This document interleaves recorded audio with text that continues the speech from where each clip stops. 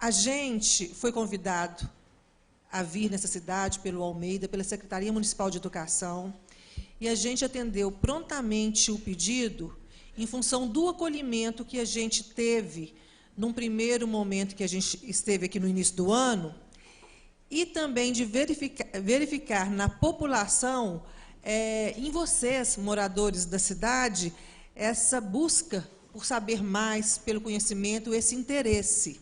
Então, para a gente, isso é muito relevante. Agradecemos, então, à Secretaria Municipal de Educação, agradecemos muito a vereadora Janete, agradecemos os demais vereadores, né, que apoiaram esse evento aqui na Câmara, porque isso é muito importante. E, na realidade, não, estou pequenininha, perto de você, hein? Espera aí, vou subir. Eu não sou tão alta assim, não. Não, eu vou subir esse trem aqui. Ah, agora eu gostei. Ficou grandona. Fiquei grandona. Na realidade, a gente veio, pela secretaria, a gente está falando sobre inclusão escolar. Mas aqui, a gente pensou em apresentar para vocês o nosso fascinante mundo do autismo. E aí, por que fascinante o mundo do autismo, né? Porque quando você é diagnosticado autista, ou uma pessoa da sua família é diagnosticada autista, ela não deixa de ser um ser humano por causa disso. E o ser humano, por si só, traz todo um fascínio que é impressionante. Então, o autista também traz esse mundo fascinante dentro dele. A gente só precisa descobrir uma maneira de acessar esse mundo para aflorar todo esse potencial. Pode passar, por favor. Que eu já nem... Ah, está ali. Aí, nossa apresentação, eu sou Victor Mendonça, sou jornalista, escritor, youtuber, radialista, palestrante e crítico de cinema. Sou autor dos livros Outro Olhar, Daniele Asperger, Neurodivergentes e Entre Fadas e Bruxos, e coautor de 10 anos depois. Fui diagnosticado, como ela disse, com um transtorno do espectro autista aos 11 anos e mantenho o portal Mundo Asperger, e agora, inclusive, a gente está com uma parceria com o Portal Y. Eu sou mãe desse cara há 22 anos. E quanto à minha idade? Você conta a minha para todo mundo? Bem feito, sentiu na pele. Ah! E, para mim, e muitos pais que estão aqui presentes, muitos educadores vão saber disso. O diagnóstico do Victor veio aos 11 anos, de uma busca incessante que eu tinha, porque até então meu filho era tido... Eu não estou preocupada em me apresentar, porque está escrito ali e também já foi falado, tá, gente? Uma busca incessante do diagnóstico, porque, pela inteligência, o que chamava atenção era a inteligência. Um menino muito curioso, muito inteligente. Só que eu sei que, embora o Brasil valorize muito a inteligência, tudo que é para mais ou para menos pode trazer problemas. E, na realidade, o que interessa não é se você tem altas habilidades, a superdotação, ou se você tem deficiência intelectual, mas sim o que você faz com o que você tem. Se essa inteligência é funcional para você ser feliz e contribuir positivamente para a sociedade, que essa é a nossa missão nesse mundo. Então, para a gente, quando eu recebi finalmente aos 11 anos, e aí percebam, a gente está na era do diagnóstico precoce, e receber, tem alguns pais que ainda recebem o diagnóstico dos seus filhos aos 9 anos, aos 14, falam assim, lascou-se, né, que eles falam do diagnóstico precoce, então acabou. O meu filho perdeu todas as possibilidades. Será? O prognóstico do Victor, que ele seria uma pessoa dependente, que era para eu me preparar para tê-lo ao meu lado o resto da vida, porque ele seria dependente. Sem falar no diagnóstico em adultos, que como o transtorno do espectro autista, principalmente no grau leve, ele só entrou para o CID, que é o Código Internacional dos Problemas Relacionados à Saúde, em 94. Quando em 94 minha mãe já tinha, agora eu que conto a idade dela, né, mamãe? Já tinha mais de 30, né? Então... pior é que era. Quê? Pior é que era, eu estava com 31.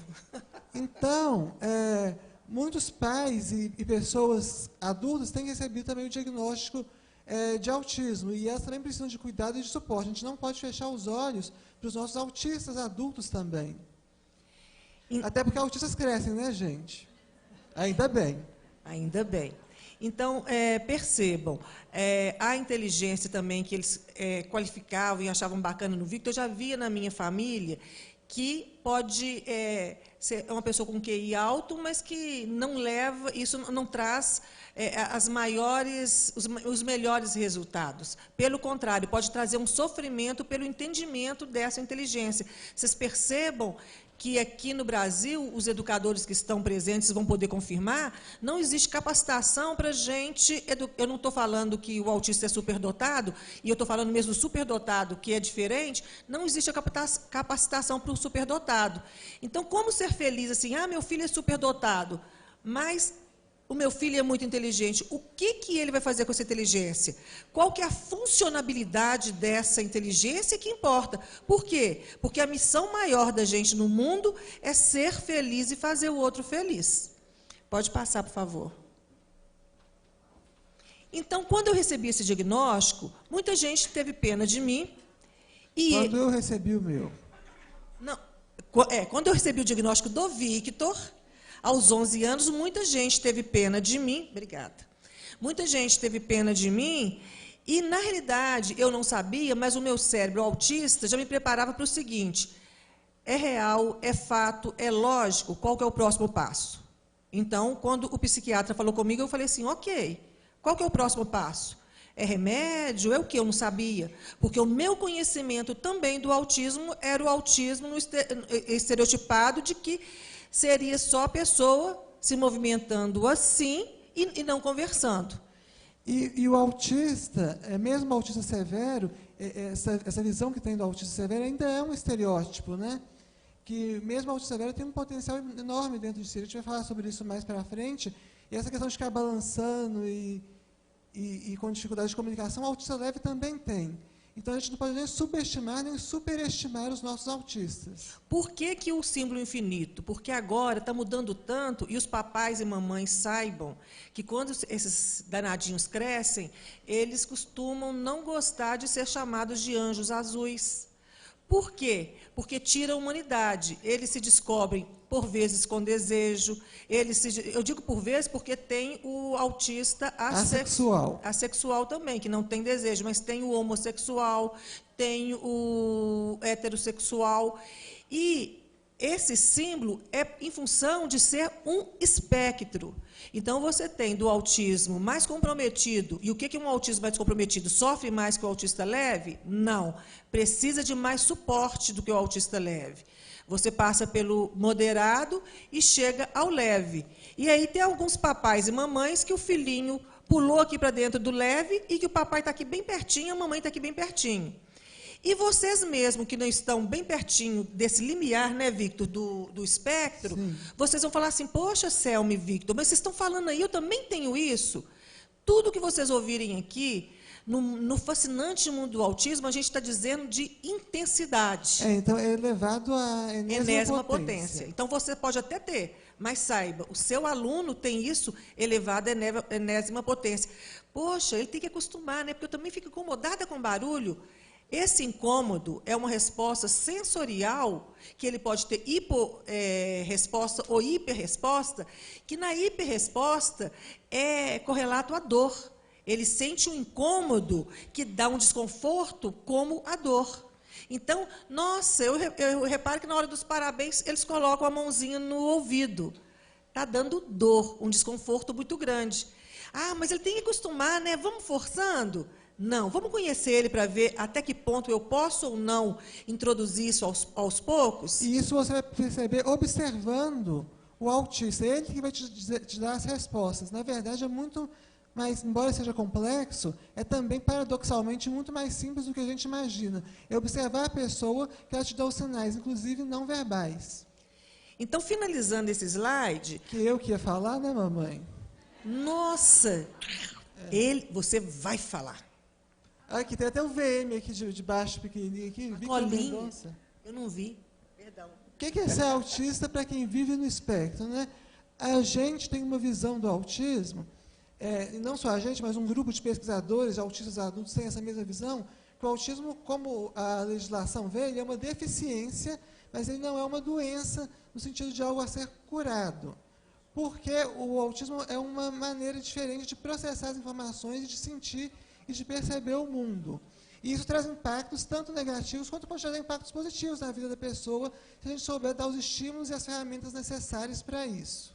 Então, vocês percebam, é um cérebro diferente. Se não tem essa sinapse formada, essa conexão, esse caminho, com estímulo, ele cria um caminho alternativo, mas ele é capaz de fazer a mesma coisa que você faz. Se der o estímulo, ele cria esse caminho. Por que o quanto antes é melhor? Porque você cria essas conexões o quanto antes. Quando vier a poda neural aos 2 aninhos, ele já vai ser estimulado para conservar muitas coisas. Se ele não tiver esse estímulo, vai considerar que aquilo não é necessário na vidinha dele, vem a poda neural dos 2 aninhos, depois aos 7, e fecha isso tudo. Por que o Victor, então, de novo a palavra, né, não se lascou? Porque, sem querer, eu acabei dando estímulos. Não estímulos de profissional, mas esse estímulo de o Victor, ele ficou em falta na questão, por exemplo, de terapeuta ocupacional, ele ainda tem dificuldades... Dificuldade sensório-motora, muito forte ainda. Mas, na parte cognitiva, eu e o pai dele somos jornalistas. Então, a gente foi dando esse estímulo e foi aguçando o que ele já tinha. Eu queria falar sobre isso, que meus pais usaram muito o hiperfoco, como uma característica do autista, que é o interesse restrito e os interesses restritos, né? E o comportamento repetitivo, para me ajudarem a entender o mundo mesmo. Se a minha mãe, por exemplo, por ser autista também, tinha uma dificuldade em brincar, e ela falava assim, não gosto de brincar desde criança, já nasci velha, umas frases assim. Por outro lado, ela compensou isso com um estímulo intelectual muito forte, no sentido que eu, por exemplo, então ela pegava o que eu tinha de interesse. Eu sempre gostei muito de filmes, de literatura. A gente discutia sobre isso, e daí eu passei a entender mais sobre o comportamento humano. Hoje eu penso que eu virei um escritor porque eu gosto de entender as nuances do comportamento humano, das pessoas, de como as pessoas agem e a complexidade disso tudo. Pode passar, por favor. E isso me levou para a comunicação social, e agora eu estou tentando o mestrado, né, gente? Agora é você. SSS, sou eu. Agora você viu, né, espertinha. Autismo e ativismo. Para muitos autistas, a neurodiversidade é um conceito e também um movimento social que defende a visão do autismo não como uma doença, mas como variação da conectividade cerebral. Os ativistas pela neurodiversidade rejeitam a ideia de que o autismo deve ser curado. Além disso, defendem a celebração das formas de comunicação e expressão autistas e a promoção de sistemas de apoio que permitam aos autistas viverem como são. O Victor, no TCC dele, ele escreveu um livro chamado Neurodivergentes, em que ele aborda, então, o autismo na contemporaneidade. E por isso, quando fala essa questão do promoção de sistemas de apoio que permitam aos autistas viverem como são, é que a pessoa não vai deixar de ser autista, mas ela vai ter as ferramentas, vai ter o potencial dela preservado. Isso inclui a comunicação alternativa e assistida, as tecnologias assistivas. Ah, Selma, bacana, né? Não é patologia? Por que está lá no CID? Por que está no DSM? O CID, ele é uma lista burocrática, no sentido que ele cita questões ligadas à saúde. Então, por exemplo, gravidez está no CID e não é doença. Outras questões naturais do desenvolvimento humano estão no CID e também não são doença. É só uma lista para mostrar do que vai precisar de algum suporte, de algum cuidado da sociedade, em termos da saúde. Pode passar, por gentileza. Então, o diagnóstico. A gente está aqui falando das crianças e tudo, mas também ocorre o diagnóstico em adultos, como eu pontuei aqui. E segundo a doutora Raquel Del Monde, que é uma psiquiatra e pediatra de São Paulo, numa entrevista que ela deu para o livro Camaleônicos, da minha mãe Selma Feliz Silva, ela fala o seguinte: os critérios diagnósticos aplicam-se a qualquer idade. Entretanto, por tratar-se de uma condição do neurodesenvolvimento, ou seja, resultante de uma configuração cerebral atípica que ocorre nos estágios iniciais de vida, é importante comprovar que havia características presentes desde os primeiros anos. Para isso, geralmente nos baseamos em relatos de pessoas que foram próximas durante a infância e a adolescência ou contamos com relatórios escolares e avaliações anteriores de outros profissionais. Em alguns casos, as lembranças do próprio paciente ricas em detalhes, são suficientes para preencher as lacunas do passado. Eu tenho o privilégio de ter o meu professor de geografia próximo a mim. Eu reencontrei depois de adulta. Ele foi meu professor quando eu tinha 11 anos e ele pôde fazer parte dessa composição do meu passado. Minha mãe e meus pais são vivos, tias, professores. O Victor também ficou fácil. E os meus diários, né, gente? Porque eu escrevo diário desde os 11 anos. Então, eu tinha toda essa riqueza do mundo, que as pessoas às vezes falam assim, vive no seu mundo? Não. Como eu tinha dificuldade de interagir, eu observava muito e colocava as minhas impressões. E aí, desde os 3 anos, eu tenho recordação de analisar a gente, de tentar entender as pessoas para verificar como é que eu ia agir. Então, eu tinha, porque não é intuitivo no autista, não é observando que você vai aprender, você precisa de um passo a passo. Eu tinha, então, que observar as pessoas e tinha um mecanismo de cópia. Olha, essa ação foi muito melhor aceita pelos meus coleguinhas do que essa, então vou fazer essa ação. Por isso que o autista ele tem 2 vezes mais o esforço de uma pessoa típica para viver, simplesmente. Isso é um dado de um psiquiatra. E por que isso? Porque, primeiro, ele decodifica o mundo, ele tenta, mesmo o autista leve, ele tenta entender o que está acontecendo, e como a minha mãe pontuou, não é intuitivo. É o passo a passo. Para eu pegar esse copo d'água aqui, para a maioria das pessoas é uma coisa natural, tranquila. Mas você não pensa no tanto de competência, da força que você vai pegar, do que é o sentido proprioceptivo, enfim, de todas as habilidades que você precisa para pegar um simples copo d'água e para as tarefas do dia a dia. Isso inclui a interação social. Isso. Pode passar, por favor. A comunicação. Então, em criança, fica mais fácil de a gente perceber, né? A dificuldade que ele tem. Embora, por exemplo, no caso do Victor, do autismo leve... Eu queria falar sobre isso. Pode falar. A minha comunicação, o autismo, ele não tem, eu falei nas palestras de hoje mais cedo, que o autismo, ele não é, muitas vezes as pessoas dizem que o autismo é introversão. Aquela pessoa que vive, aquele estereótipo, uma pessoa que vive no mundo dela. Mas, na realidade, o autismo é sobre baixa habilidade social. Vão ter autistas não oralizados também, claro, mas que se comunicam de outras formas e podem até entender muito bem o que está acontecendo. Então, o autismo, ele é ligado à baixa habilidade social. Então, tem aquele autista que é super extrovertido, mas é sem noção, assim, no popular. É inconveniente. Inconveniente, que ganha rótulos por causa disso, né? E a comunicação... pode ler esse slide aqui? Pode. Agora eu que roubei o seu, né? Muitas pessoas, porque eu adoro essa citação da doutora Raquel também para o livro Neurodivergentes que eu escrevi. Muitas pessoas associam problemas de comunicação a problemas de fala. Entretanto, comunicação é muito mais que linguagem oral. Trata-se da base de toda a interação humana. Envolve toda a troca de mensagens entre 2 ou mais pessoas, seja ela verbal, com o uso de palavras, seja não verbal, por meio de gestos, expressão corporal ou facial, postura e uso de sinais.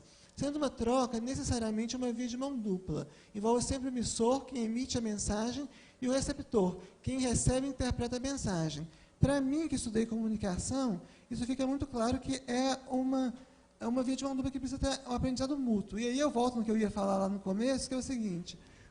Quando eu era criança, eu era uma pessoa extrovertida, falante, falava sobre os meus assuntos de interesse por horas. Mas eu não tinha uma comunicação funcional no que se referia aos meus sentimentos, ou quando eu ia defender uma ideia também, eu acabava ficando mais tenso, mais nervoso. Não tem aquela coisa de... quando a pessoa não tem argumento, ela parte para ganhar no grito. Com o autista também é assim, não é que ele seja agressivo, é que ele está com uma dificuldade de externar aquilo que está sentindo, de se comunicar melhor, e ele acaba, por essa dificuldade de se comunicar, podendo ter uma crise, que a gente vai falar mais daqui para frente. Então, vocês pensem bem a vidinha de um aluninho de vocês ou de um filho de vocês. A autopercepção pode ser falha. Então, aquele ditado que fala assim, não sabe nem a hora que está com fome, para o autista é verdadeiro. Ele mudou de humor de uma hora para outra. Será que ele está com fome? Mesmo 3, 4, 5 anos. Será que ele está com sede? Será que você tem que começar a perceber, porque ele pode estar com um incômodo, pode estar hiperfocado no hiperfoco dele, mas ele pode também saber que tem alguma coisa incomodando e não conseguir definir de onde que vem, e pode ainda achar que é uma perda de tempo. O que eu estou fazendo agora é tão mais importante, por que eu vou parar para beber água? Por isso que é importante ensiná-lo e conscientizá-lo a perceber essas questões do corpo, mesmo que sejam as questões fisiológicas, né? Mesmo que seja que a autonomia é muito importante ser desenvolvida. Então, mesmo que a gente, às vezes, por exemplo, adultos, a gente ainda tem essa dificuldade. A gente pensa assim, nossa, tem alguma coisa me incomodando, eu não sei o que, que é. Aí, tenho que ir ao banheiro, por exemplo, tenho que... Ou então eu tenho um barulho aqui que está me incomodando. Eu tive muito problema de infecção urinária por isso. Ainda mais quando eu entrei para o mercado de trabalho, tinha tanta coisa que eu tinha que entender, que me absorvia tanto, que aí, no meu livro, Minha Vida de Trás para Frente, eu conto isso. Teve uma vez que eu fui à médica e falei assim, olha, eu estou com uma doença muito grave, porque o meu xixi está mal cheiroso e escuro. Ela falou assim, você demora a fazer xixi? Aí eu fui pensar, demora. Ela falou assim, é por isso. Então, você tem que fazer toda vez que você tem vontade. Eu só ia quando já estava uma dor insuportável. Eu já saía abaixada assim, de mesa de reunião para andar até o banheiro. Então, vocês pensem bem isso na vida de qualquer autista, de um autista que não sabe sequer verbalizar para a professora alguma coisa que está incomodando. Por isso, quando a gente fala de níveis de suporte, a fala costuma ser um fator para jogar o autista, a ausência da fala, melhor dizendo, para jogar o autista no nível mais moderado ou severo, porque na nossa sociedade a gente ainda valoriza muito a fala como forma de comunicação, mas não é a única. E não significa também que aquele autista, por ele não falar, que ele não está percebendo o que está acontecendo. A mamãe ou o papai falam assim, nossa, gente, que horror, meu filho não vai falar, será que ele vai falar? E aí, quando os bebezinhos da gente estão com a gente tem uma habilidade maravilhosa de entender o bebezinho da gente pela comunicação que ele faz. O BBBs, não, BBBs parece Big Brother, mas parece mesmo. A fala de bebê. A gente tem essa percepção, a gente está aguçada para entender a comunicação daquele bebê, e a gente fica depois querendo tanto a fala que a gente vai abrindo mão dessa nossa percepção. Mas tanto o educador, como o professor de apoio, como o mediador, como a mãe, o pai, os irmãos, se prestarem atenção no ser humano, vão saber que a comunicação está ali, porque todo mundo se comunica. E a comunicação é intrínseca ao ser humano, né? E é importante lembrar que, como cada caso é um caso, cada autista é único, né? Somos pessoas acima de tudo, há vários níveis diferentes, tanto da comunicação expressiva quanto receptiva, tanto de dificuldades quanto de facilidades. Selma, mas é muito difícil isso que você está querendo, a gente tem que aprender muita coisa.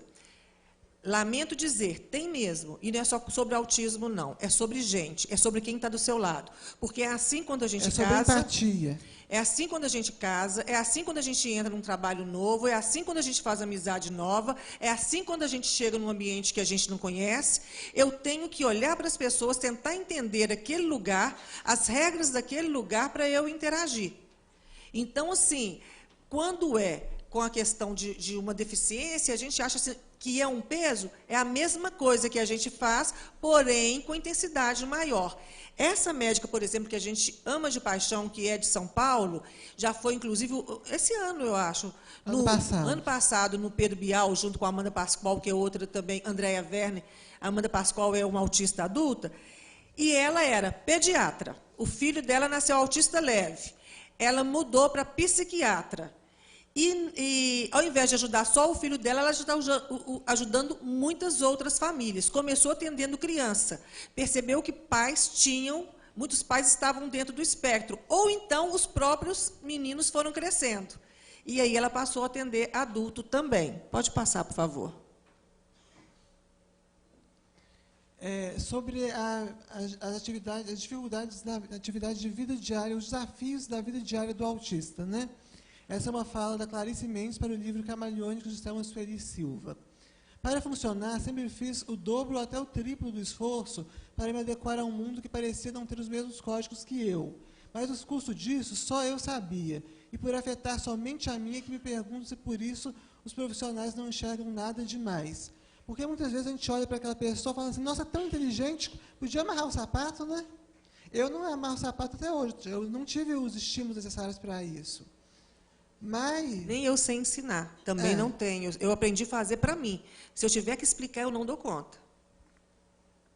pode falar. E aí, nesse caso, o que eu acho interessante é, eu mesma já ouvi, você não pode ser autista, você olha no olho. E eu, gente, na minha casa aprendi o seguinte, que quem não olhava no olho não era confiável. Óbvio que eu treinei. E Lógico. tem autista que às vezes, quando aprende a olhar no olho, olha fixamente, já vai para o outro extremo, né? Então, a gente tem que pensar que o autista tem uma capacidade de aprender as coisas também.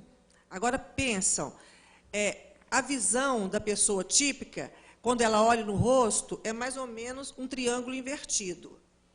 A do autista, você vê tudo ao mesmo tempo, então são 2 olhos, 2 sobrancelhas, um nariz com 2 narinas, uma boca, é muita informação, é expressão. É muita informação. É expressão que eu não estou sabendo decodificar. Então, nesse meu aprendizado, no início eu olhava entre os olhos da pessoa, para parecer que eu estava olhando para o olho dela. Hoje, eu consigo, quando estou ouvindo, olhar fixamente e ficar inteira nisso. Quando estou falando, eu tenho que desviar meu olhar, que senão eu me perco naquelas expressões da pessoa que às vezes eu não entendo e fico tentando decodificar.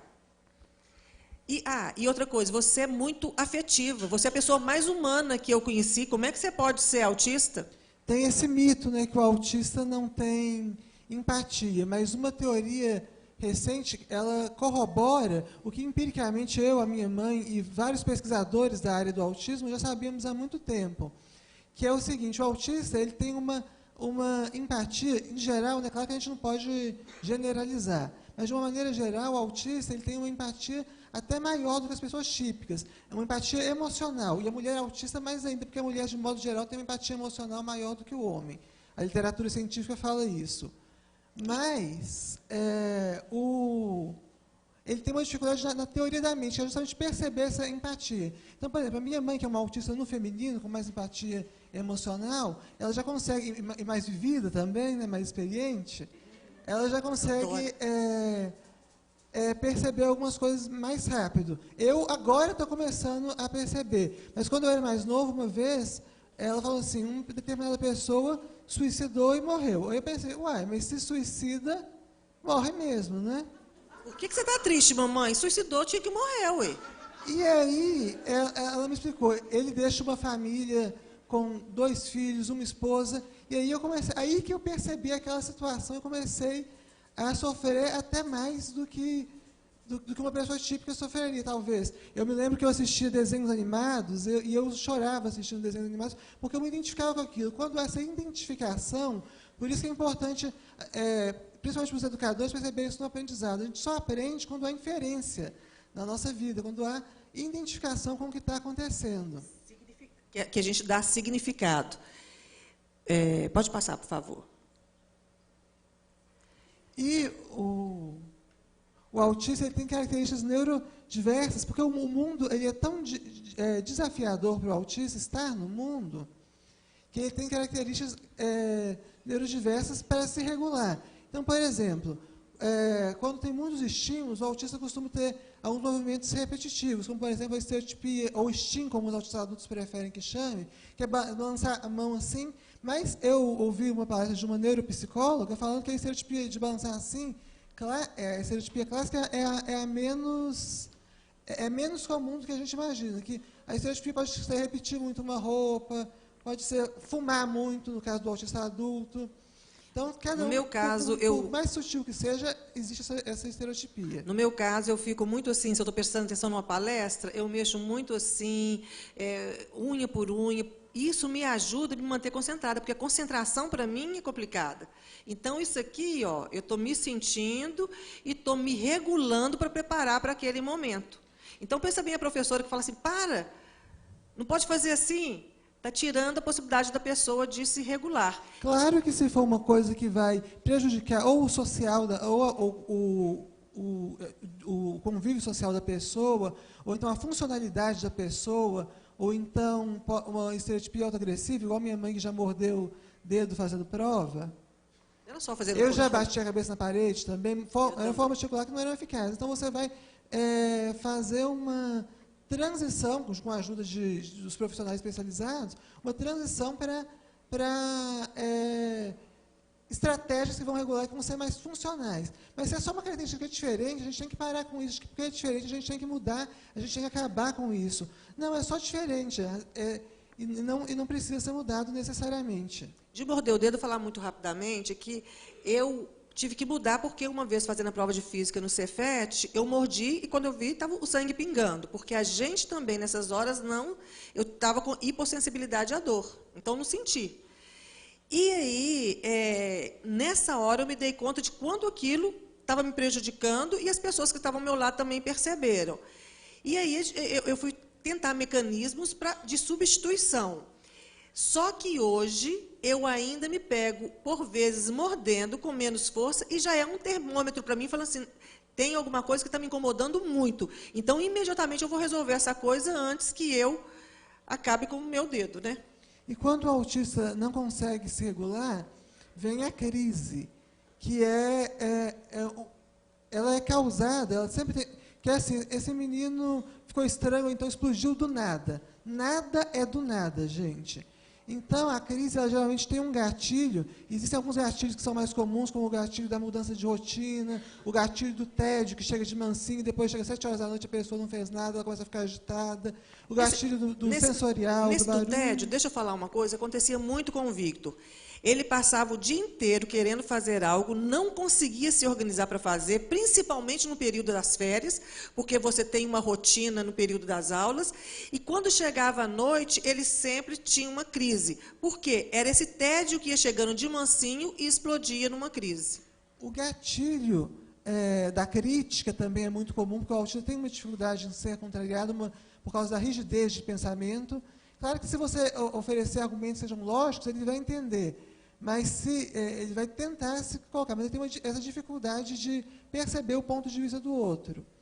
Então, mas é importante pontuar aqui que o gatilho não é a causa da crise. A causa pode ser, às vezes, nem a própria pessoa tem tão clara para ela. E é uma coisa que pode ter acontecido desde lá de trás e que deflagrou. Mas, geralmente, esbarra em duas questões. Ou uma dificuldade da comunicação, ele querendo externar alguma coisa e não conseguindo, ou, então, uma dificuldade sensorial, dos estímulos do ambiente, sejam eles visuais, auditivos, sociais, cognitivos, enfim.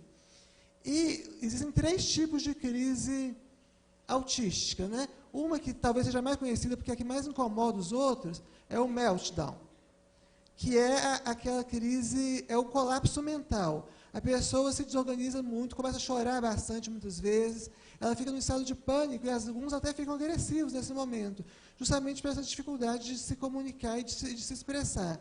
Quando o meltdown acontece, é diferente da birra. É muito parecido com a birra, assim, numa análise superficial, mas você tem que saber diferenciar da birra, porque na birra, a criança, ela tem um motivo para ter essa birra, e quando você dá o que a criança quer, ela para com aquilo. Ela se preocupa também em não se machucar durante a birra, e no meltdown, não. No colapso mental, não. Ela tem início, meio e fim por si só. Então, nesse momento, é importante tirar o que é de perigoso da pessoa, não chegar assim. Imagina quando vocês estão nervosos, chega alguém e fala assim, calma. Vocês não ficam mais nervosos ainda? É a mesma coisa. Você tem que mostrar uma postura que você está do lado dela, que você está validando os sentimentos dela, entendendo os sentimentos, mas deixar que aquilo passe por si só, e tirar o que é de perigoso perto, porque, infelizmente, alguns autistas ficam agressivos. Como o mundo é muito diferente para o autista, nesse sentido de ele entender, de ele interpretar o mundo, a busca do autista sempre é pela segurança. Ele tem que se sentir seguro. Por isso, a rotina, o pensamento rígido, para dar para a gente uma previsibilidade que, infelizmente, infelizmente para o autista, a vida não tem. Então, nessa hora que ele se desorganiza, é importante ele perceber o seguinte: a professora, às vezes, fica, poxa, Céu, mas como é que eu vou fazer? É aquela coisa que funciona para toda criança, né? Abaixar no nível do olho da criança e falar, eu estou entendendo que você está frustrado. Ou diminuir essa frase, eu sei que você está frustrado, porque as palavras têm que ser assertivas e frases curtas, porque ele já vai estar com dificuldade de processar. Estou aqui, pode contar comigo, eu vou esperar. Então, ele sabe que tem alguém ali de confiança que está aguardando ele se regular. Assim também em casa, com a mãe e com o pai. Mas Selma, ele foi bater a cabeça na parede, como já aconteceu com o Victor e comigo mesma várias vezes. Nessa hora também, gente, o reforço, se tem psicólogo aqui que sabe disso, o reforço negativo também é reforço. Se a mãe mostra que está apavorada e ele, no afã de ter a segurança da mãe, vem a mãe e fala alguma coisa, ele vai provocar isso de novo, sim, para chamar essa atenção da mãe nesse sentido de trazer, de que reforço negativo também é reforço. Então, o que eu devo fazer, Selma? Você sempre fala claramente o que acontece. Exemplo, Victor, você está falando que vai pular da janela, você vai cair lá embaixo, a gente não tem grade, ele estava com uns 9 anos, não tem grade, pode acontecer duas coisas. Você se machucar bastante e eu te levar correndo para o hospital e você ter um desconforto muito maior, ou você pode morrer. Vou recolher lá o que sobrou do ser, colocar no caixão, chorar muito, mas a vida vai seguir. Isso é mãe autista, tá, gente? Mas ele entendeu. Eu entendi, fez lógica, né? Outra coisa que eu queria pontuar nesse Melton é que nessa agressividade verbal, o autista, ele pode falar coisas, por exemplo, quando eu descobri que assassino era uma coisa terrível. Sua assassina, falava com a minha Chamava de mãe. assassina, ele queria me pegar em alguma coisa. E ela ficava muito ofendida com isso. Mas, na realidade, porque ele tem uma dificuldade de comunicar, não tem? Ele vai procurar uma palavra que ele sabe que vai, no caso do autista verbal, que ele sabe que vai causar o impacto que ele está querendo. Não necessariamente ele quer dizer aquilo.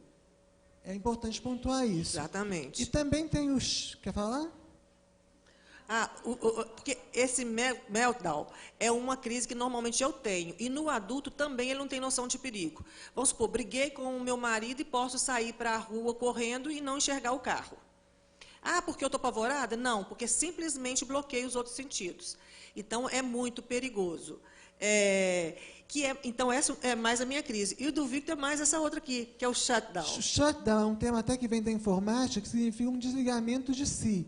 A pessoa fica paralisada e ela não consegue... É aquela pessoa que, por exemplo, como acontece isso muito em aeroporto, está passando a grávida, está passando aquele tanto de gente, é muito barulho, é muito estímulo sensorial, a pessoa fica paralisada, eu fico paralisado e não consigo reagir, é como se eu me desligasse por um momento.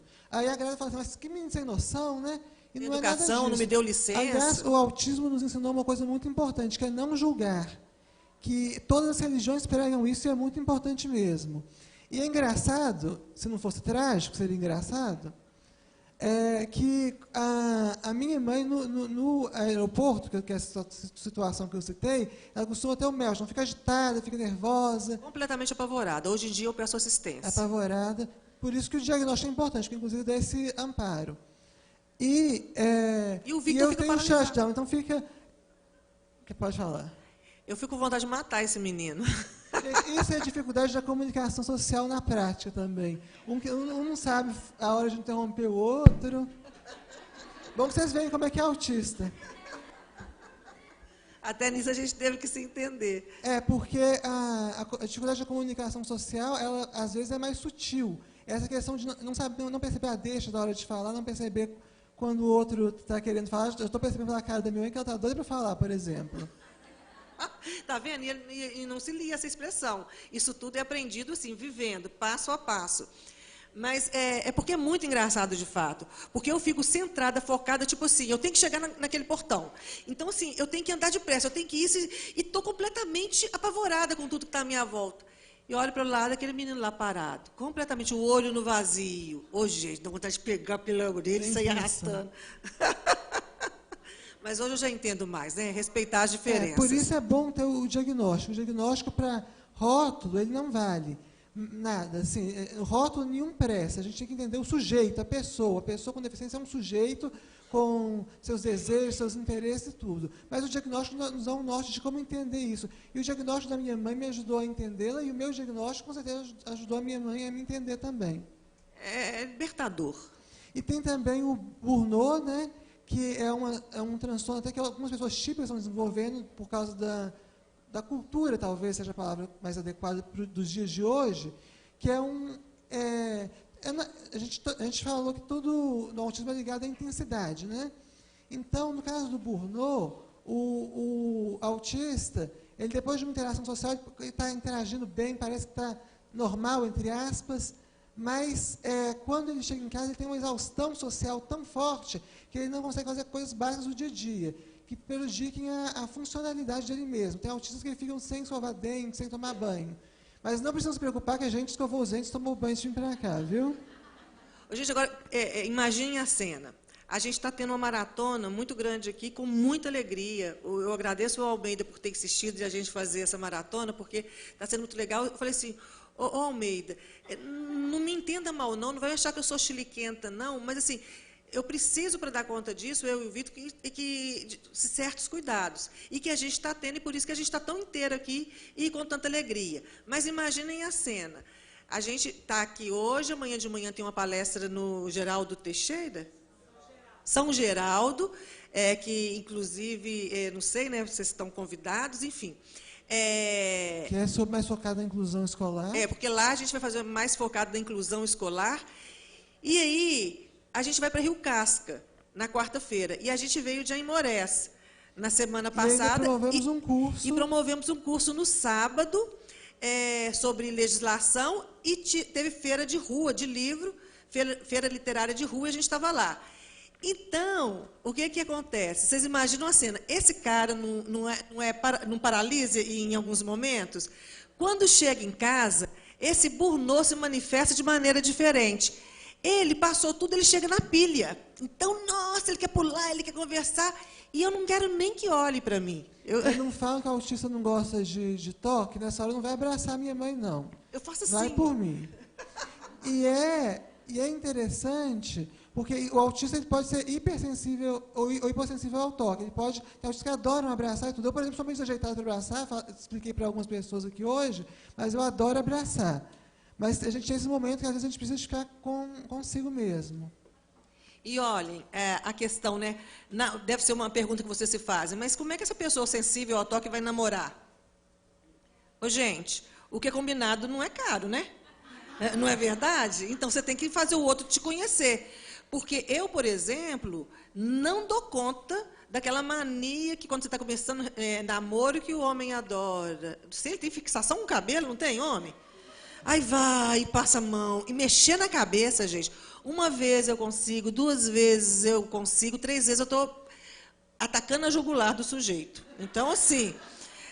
autista não casa? Casa, mas é complicado casar, viu? Porque é muito difícil. E olham para vocês verem a gravidade das coisas. Quando o Victor era adolescente, ele percebeu o comportamento dos coleguinhas dele que confrontavam e falavam palavrão, confrontavam a autoridade. Ele achou que ele podia, entre eles também, eles se tratavam assim. Ele começou a me tratar assim, ele achava então que ele tinha que usar isso em casa. Se deu mal. E eu via nas novelas que, quando a namorada ficava com muita raiva do cara, ela lascava-lhe um tapa na cara, só que o cara nunca reagiu. E eu fiquei com muita raiva do pai do Victor, namorando, e pum, enchia a mão, né, um tapa. Vi esse homem ficando branco e falando assim, nunca mais faça isso. Mas aí ele me explicou. E aí eu percebi a gravidade. Quando eu vi na televisão, eu já tinha uns 25 anos, gente, eu não era adolescente, não. Mas, para mim, aquilo era uma comunicação, porque aquilo que eu falei com vocês, a gente não aprende assim, tem coisa que o típico pega no ar. Eu não, tem que ser explicado, porque senão aquilo é regra. E eu vou seguir a regra. Você ia falar. Passou? Pode passar, por favor. Você quer falar? É minha, mas você quer falar. A empatia, né, gente? Eu já desmaiei com a pessoa contando um acidente que ela sofreu, e eu fiquei muito emocionada de ver que a pessoa sobreviveu, que ela estava ali falando. E eu sinalizei para ela, eu estou passando mal. E quem que vai acreditar, né? Assim, passando mal, como assim? Continuou falando, e eu fui emocionando. Acordei, eu estava num clube com todo mundo colocando minha cabeça para baixo e levantando, para baixo e levantando. E aí eu percebi, puxa, gente, novela, eu sabia que era novela, mas eu sofria intensamente. Livro, eu tinha que ver o desfecho. Spoiler, adoro. A previsibilidade, o gostar de assistir mais de uma vez, porque você já conhece e já não vai te dar sobressalto.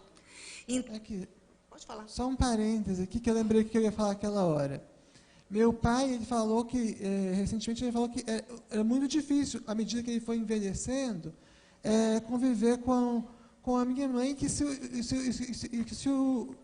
diagnóstico dela tivesse sido antes, na época que eles eram casados, talvez a história tinha sido outra. Mas eu acho que nós lucramos, né, que nós ganhamos uma grande família, que agora é meu pai, minha mãe, eu, minha avó e a esposa atual do meu pai. Que a gente é muito amiga. E a amizade foi depois. Primeiro a gente se estranhou, né? Eu falei assim, não mexe com o meu ex-marido, porque eu o amo muito fraternalmente, e não mexe com o meu filho. E essa comunicação prática pode ser uma vantagem para o autista, porque minha mãe chegou para mim e falou assim, olha, nós vamos...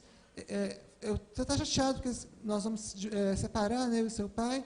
Aí ela falou assim, às vezes a família precisa ficar junta para separar para ficar junta. E aquilo fez sentido. Então, quando faz sentido para o autista, é nesse ponto que você tem que tocar. Fechou. O Victor não teve trauma, não teve nada, porque ele percebeu que ali, para a gente ter uma convivência melhor, era preciso ficar separado. Porque o pai do Victor, eu precisava de horários para mim, para o Victor, o pai dele era o contrário. Então, assim, eu falei assim, eu vou matar esse cara uma hora, então, antes que aconteça isso, eu vou separar amando, que é melhor. E aí o amor transformou em amor fraternal. Mas eu o amava quando eu separei dele e ele me amava. Mas eu não queria brigar aquelas brigas que eu já tinha visto, aquilo eu não queria para a minha vida. Você teve, inclusive, o rótulo, minha mãe tinha o rótulo de grande coração, mas muito nervosa. Nervosinha. Por causa dessa hiperempatia, mas essa dificuldade de lidar com a interação social. Como eu comecei a observar a gente muito cedo, eu achava que eu era expert em teoria da mente. Teoria da mente, vocês sabem, todos aqui entendem esse termo? A teoria da mente te faz inferir por coisas que não são tão claras o que pode estar acontecendo. O que é a mente do outro, as crenças, os desejos, os pensamentos do outro. Só que eu inferi... Que são diferentes dos seus, né? A minha lógica, com o meu cérebro rígido, era diferente. Então, assim, esse entendimento maravilhoso que eu tinha de tudo era na minha cabeça. E eu não entendia por que minha mãe não compreendia se estava claro, feito água, por que o meu professor não entendia se era lógico aquilo. Só que, se falasse não é assim, piorava, cérebro rígido. Mas se me mostrasse com lógica, fizesse sentido, fechou. Não tinha problema nenhum de eu mudar de opinião, porque fez sentido. E o grande lance do cérebro autista precisa ter sentido. A ordem dada, ou a orientação dada, e segue porque tem que seguir, isso para o autista, de fato, não significa nada. A coisa mais bonitinha que eu já vi na minha vida foi a minha avó, aos 78 anos, reaprendendo... 78 não, ela era mais nova na época que teve o diagnóstico, né? Eu já fez 78 agora, dia 10. Reaprendendo a conviver com a minha mãe, entendendo por que algumas coisas eram assim, e a relação das duas, que já era boa, ficou ainda melhor. Minha mãe tinha um tal de falar assim, olha, me leva amanhã no sítio? Levo. Quando chegava de manhã, eu falei assim, Sueli, vamos passar ali na mercearia, no supermercado primeiro?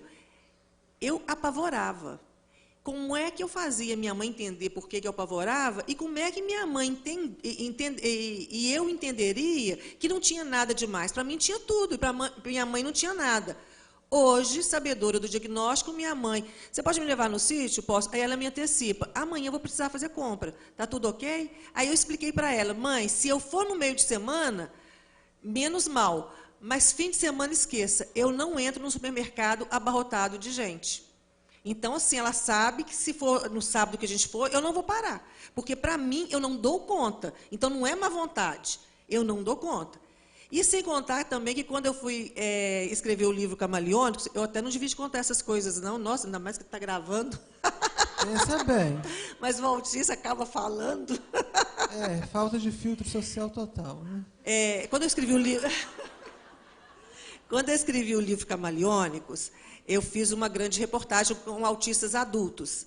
E aí, o livro mexeu muito comigo, né? Porque eu reconheci ali sofrimentos que eu vivi na pele e, enfim, igualdades e diferenças também maravilhosas. Há autistas que tiveram diagnóstico depois de adultos.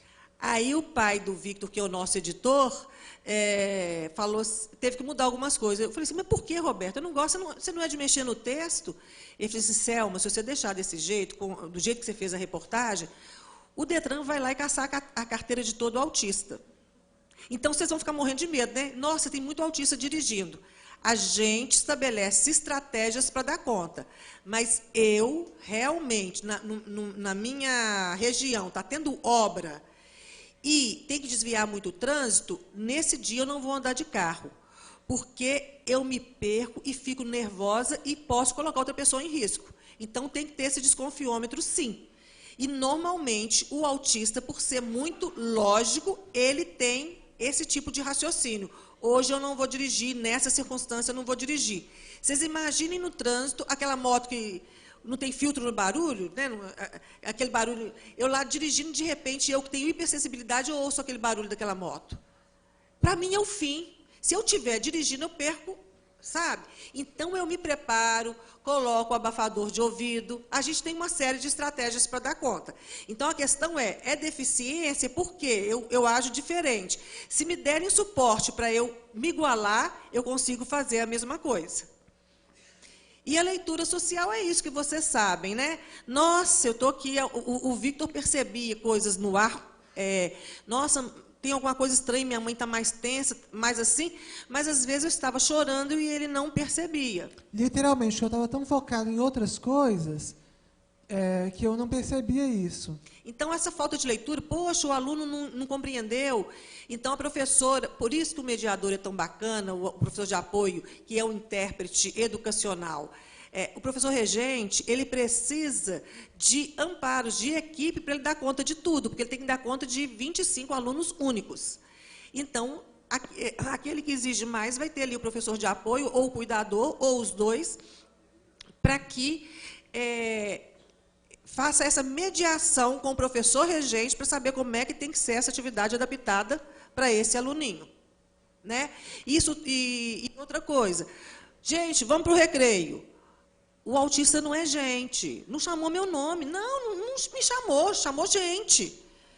Ou então, assim, aquilo que o Victor falou de pegar o copo d'água. Vamos para o recreio, para todo mundo significa sair correndo disparada. Para o autista significa, eu tenho agora que parar tudo que eu estou pensando e fazendo, pensar em levantar, pensar em caminhar.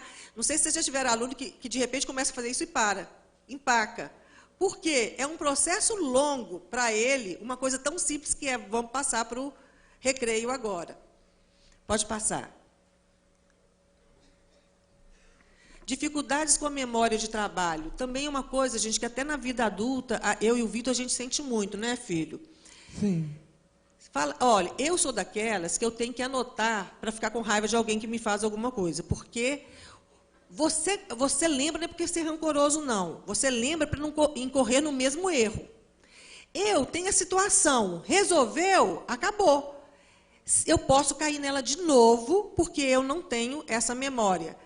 E também nas funções executivas, não analisam a situação prevendo eventos futuros, de forma a antecipar consequências, portanto, não planeja seu comportamento.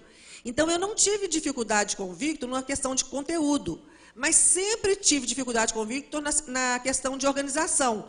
Aí, meu psicólogo falava assim, ajuda ele a fazer assim, assim, assado. Ajudar como, cara pálida? Eu não sei. Ensina o Victor a andar de ônibus. Como? Eu não sei.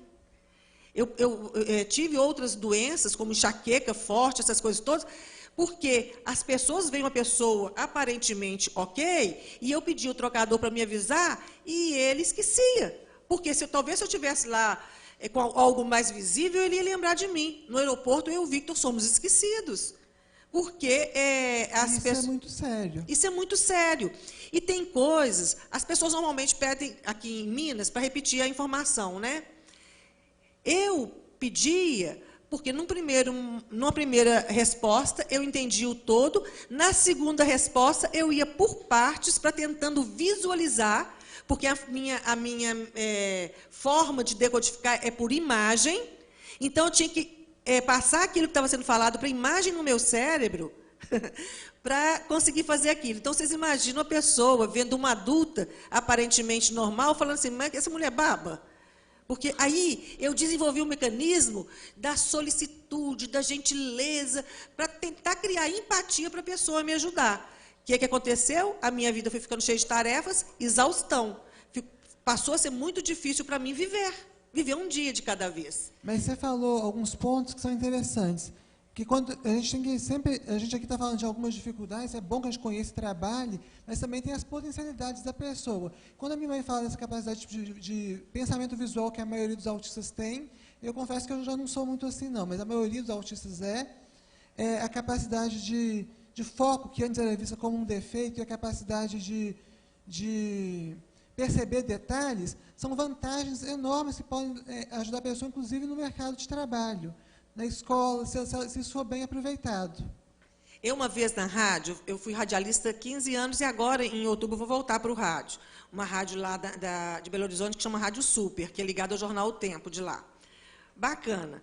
A impressora pifou, o programa, faltavam 10 minutos para o programa começar. Então, eu já tinha tirado o início do programa, o espelho que eu tinha feito, eu era produtora também, já tinha passado para o apresentador, ele podia começar. Mas uma parte, meia hora do programa, tinha se perdido. E, lá no computador, eu não tinha como. E esse apresentador, sem o espelho, ele não improvisava. E aí, o que acontece? Todo mundo veio, Selma, o que eu posso fazer? Eu falei assim, não, todo mundo me deixa agora que eu estou focada e vou dar conta. Conclusão, eu não queria que ninguém falasse nada, porque eu fiz em 10 minutos o que eu tinha levado 2 horas, porque eu fui vendo exatamente todos os sites que eu fui, o que me chamou atenção em todo lugar. Não trabalhei o texto como eu tinha trabalhado, mas tirava o recorte de tudo, que era um debate que a gente fazia, e consegui entregar esse material em 10 minutos. Então, tem coisas que são favoráveis a mim. Todo sábado eu fazia uma crônica chamada Destaque da Semana para ele ler, do assunto que foi destaque na semana. Sofria toda semana, porque o antes de começar me dava muito sofrimento. Ai, eu vou ter que fazer, será que eu vou conseguir? Será que... Eu podia fazer 1000 vezes, que eu pensava, será que eu vou conseguir? Na hora, eu arrumava dados de uma série de lugares e o pessoal ficava bobo, como que em pouco tempo eu conseguia fazer a junção daqueles dados todos e compilar. Eu achava que todo mundo era assim. Depois é que eu percebi que era uma habilidade autística. Então, tem um lado muito bom também. A gente está falando do cérebro neurodivergente, né? Pode passar, por favor. Você. Isso como mãe, né? Quais são as maiores dificuldades encontradas? A maior dificuldade que eu percebi na vida do Victor foi essa decodificação do mundo. E aí, gente, a gente fala dessa questão vitoriosa, mas teve momentos que eu queria que nem eu nem ele existisse. Porque vocês não espantem com a maneira que eu falo, que é o cérebro autista pensando. Eu falava assim, gente, isso é muito cruel. Se fosse câncer terminal, eu sabia, poxa, não tem jeito. Se fosse câncer que tinha jeito de curar, eu sabia, beleza, vou à luta dessa maneira. Mas como é que eu ajo com esse cara? Como é que eu ajo com esse adolescente? Mandaram um ET, eu tenho que decodificar o mundo para ele, e eu também não sei, eu ainda não tinha meu diagnóstico, eu não sei como é que eu faço isso. Então, teve momentos que eu queria, assim, suicidar nunca, gente, nunca, nunca, mas eu queria não existir para acabar com aquele sofrimento. No entanto, eu e ele tínhamos um combinado. Essa é a nossa vida, pessoal e intransferível. Não tem jeito de negociar com ninguém a troca. Bora ser feliz com essa vida que a gente tem. Então, a gente começou. O desafio foi e é descobrir as sutilezas da decodificação autista da realidade para poder ensinar a ele como o mundo funciona. O que eu lucrei? Como jornalista, eu sempre fui muito observadora. O cara que mais me deu evidências de como eu devia tratá-lo foi o próprio Victor. Eu observava, né? Temos de ter uma espécie de intérprete do mundo e das relações para depois, se for o caso, conseguirmos agir. É preciso entender a regra do jogo e para avançar para novos desafios. Conviver 24 horas por dia com essas diferenças, sem o acolhimento da sociedade, pode ser infernal. Abrir o olho e iniciar um dia para a gente, com regras tão adversas, é muito complicado. Se a gente enfrentar a hostilidade do outro, o outro vai estar sempre bem? Não. E a gente também vai ter que se adaptar e aprender a ler esse outro e aceitar esse outro. Mas é uma via de mão dupla, né? Mas numa via de mão dupla. Todo dia aquela pessoa mal-humorada, perceba como é que o ser humano é e como é que a gente tem que ter cuidado. A gente conhece a mãe da gente nova, ela está nova, e a gente novinho também. A mãe da gente vai envelhecendo, a gente não se dá conta disso. Um dia a mãe da gente pede para a gente repetir 3 vezes o que a gente falou. E a gente fica pé da vida, perde a paciência com a mãe. Gente, o ser humano não vai perder na acuidade auditiva? Não é do ser humano? Não vai acontecer comigo também? A gente tem que ter empatia e entender, e, no entanto, todos nós não temos paciência. O que nos salva é o poder do amor. Com o tempo, nós conseguimos parceiros, que é esse negócio, gente. Ah, não tem ninguém? Tem. Tem uma secretaria que faz isso, tem um vereador que faz isso, tem um Almeida que faz isso, tem vocês que vêm à luta, tem vocês que querem aprender, querem saber. Então, é a gente selecionar os parceiros. Porque quem não agregar, gente, não perder tempo, não. E é sabe? importante pensar a fila que anda. Esse movimento de levantar-se só, ele vem da gente. Quando a gente se levanta só, a gente descobre os nossos parceiros. Aí a gente percebe que não está sozinho, mas é preciso que o movimento seja da gente. Pode Isso passar, mesmo. por favor. Autismo severo em adultos. Os maiores desafios para o autista dessa faixa do espectro são o acesso ao atendimento de qualidade com a equipe de profissionais capacitados que, além de atendê-lo, também orientem e capacitem a família e a comunidade na qual este está inserido. Um desafio enorme para essas pessoas é encontrar acessibilidade atitudinal. É uma fala da Natália Costa para o meu livro Camaleônicos, e a Natália Costa é presidente do Senza, que é uma entidade que recebe pessoas com deficiência intelectual, recebe vários transtornos. Deficiência intelectual severa. Severa. E não é aquilo para livrar da família eu coloco lá, não. Para ficar no Senza, você tem que precisar deste apoio, mas a família tem que continuar participando. Você não vai colocar, né, essa pessoa lá e esquecer dela, não. Pode passar, por favor.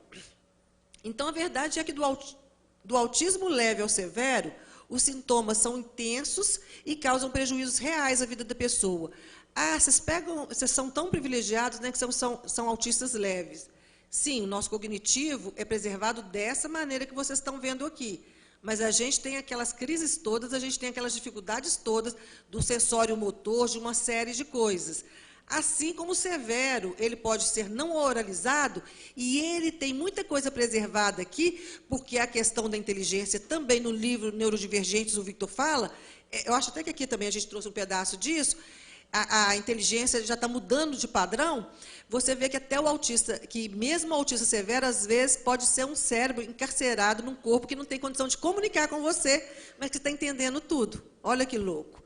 Então, então causam prejuízos reais à vida da pessoa.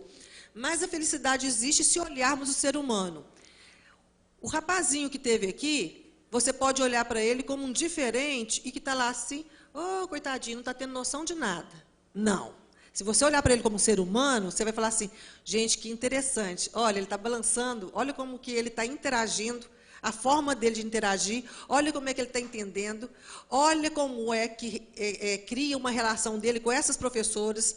Então, assim, se você olhar como ser humano, você vai perceber que existe uma série de formas de você acessar aquele ser humano. Mas o que a gente pensa, até mesmo mamãe e papai, falando coisas do filhinho, ah, esse menino isso, aquilo, tudo na frente do menino, né? E aí ele vai reforçar aquilo e vai atrair aquilo. Eu errei muito nisso, gente, porque como eu não tenho freio, para mim é a vida como ela é, então eu falo na frente do Victor, na frente de qualquer pessoa. Acontece que eu não poupei meu filho de muitas coisas, que hoje eu faria diferente.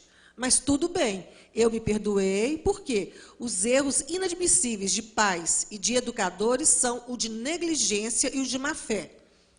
Erros que nos levam à tentativa do acerto são erros que a gente deve perdoar na gente e nos educadores. Pode passar, por favor.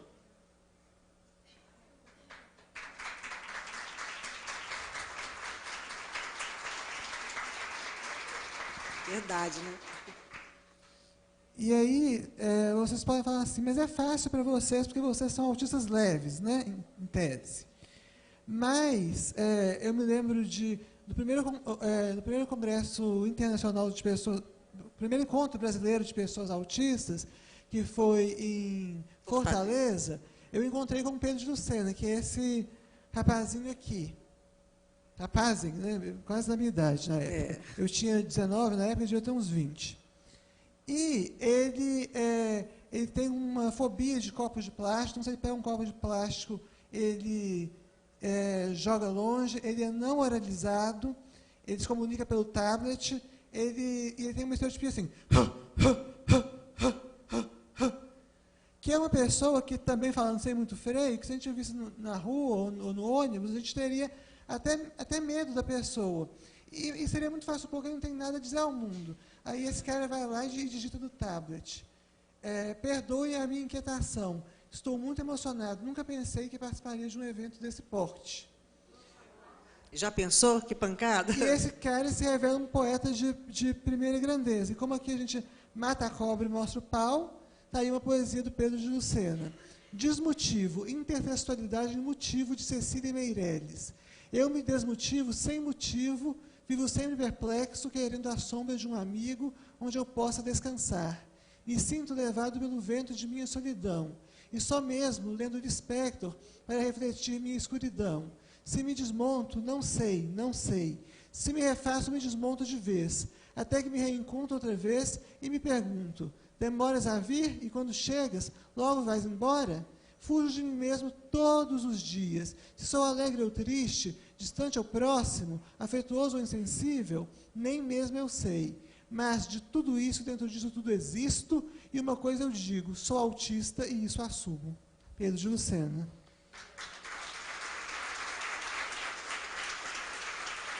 A gente faz questão de levar o Pedro de Lucena para onde quer que a gente vá, porque, num primeiro momento, eu também me senti mais privilegiada. Falei assim, nossa, que bom que o Victor é um autista leve. Depois eu fui conhecendo também mais de perto e vi que a riqueza do ser humano é única, intransferível e que não tem como a gente rotular, taxar. A gente citou também o Gleicinho, que é um vereador em Itaúna, que ele precisa de tradutor, né? Ele tem paralisia cerebral. E a pessoa fica pensando assim, esse cara não tem nada a dizer, ou então, nossa, não deve raciocinar direito. O cara é de uma inteligência. Então, pronto. Vocês vão saber o que eu estou falando. Ele inventou uma tecnologia assistiva também, muito bacana. É maravilhoso. Então, assim, essas pessoas mexem com a gente. Pode passar, por favor. O que eu estava falando aí? A inteligência no TEA. De acordo com a pesquisadora Jeane Mendes, a literatura tem investigado que a inteligência do autista pode se manifestar de maneira diferente. Para ela, aliás, inteligência é um conceito de difícil definição científica. Há, por exemplo, inteligência fluida e cristalizada. A primeira não precisa dos aspectos culturais e de linguagem para resolver problemas, ao contrário da segunda. A inteligência fluida costuma estar preservada nos autistas, que percebem padrões e resolvem problemas que não dependem tanto da linguagem e dos aspectos sociais. Enquanto isso, os testes que pressupõem a inteligência cristalizada subestimam a capacidade de tais pessoas.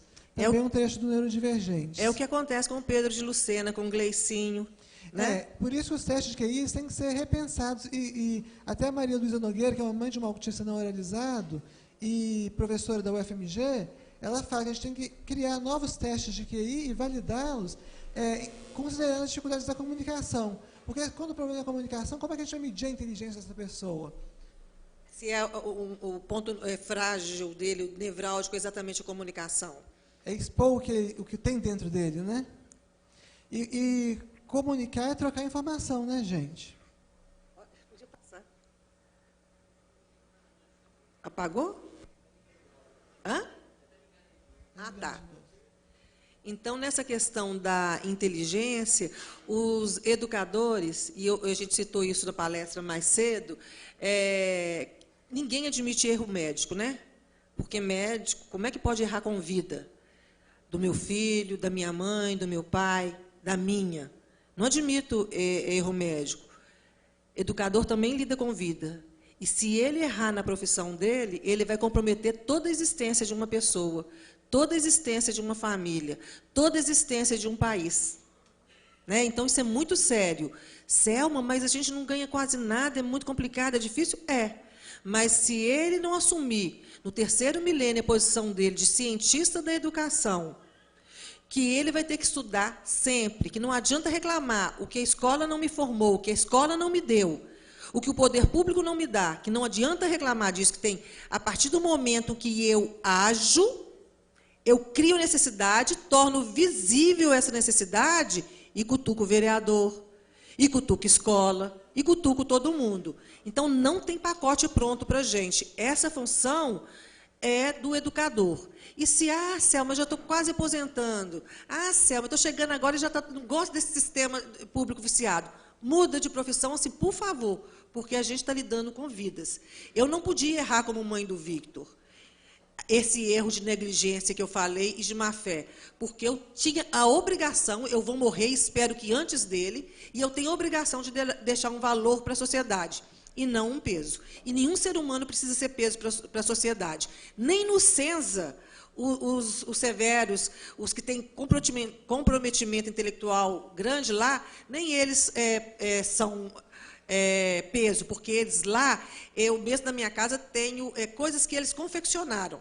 Porque eles produziram. Que eles produziram. Que se eu dou suporte, eles nos dão uma resposta.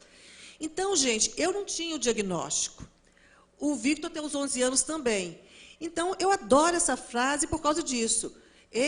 Ela não sabia que era impossível, foi lá e fez. Então, sim, reclamação apaga boa sorte. Vitimismo paralisa.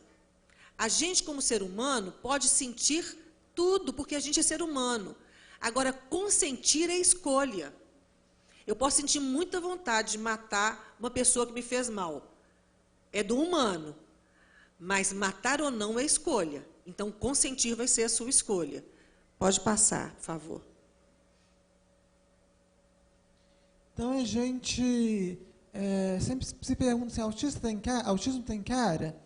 Na realidade, não. Esse foi o encontro que eu citei, o EBA, o primeiro encontro brasileiro de pessoas autistas em Fortaleza, em que todos os palestrantes eram autistas.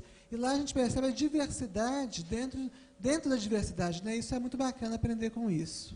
Então, eu fico imaginando os educadores. Tem aquele autista que não fala nada, tem aquele autista que fala muito, que interrompe a aula toda hora. E ele tem que buscar estratégias para lidar com cada um. Se você pensar bem, o educador tem que buscar estratégia para lidar com a menina que ficou menstruada aos 11 anos e que não vai ter as mesmas condições para fazer a prova naquela semana.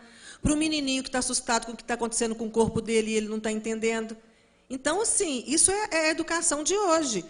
Por isso que antes era fácil ter 9, 10, 17 filhos, porque você criava filhos. Hoje você educa.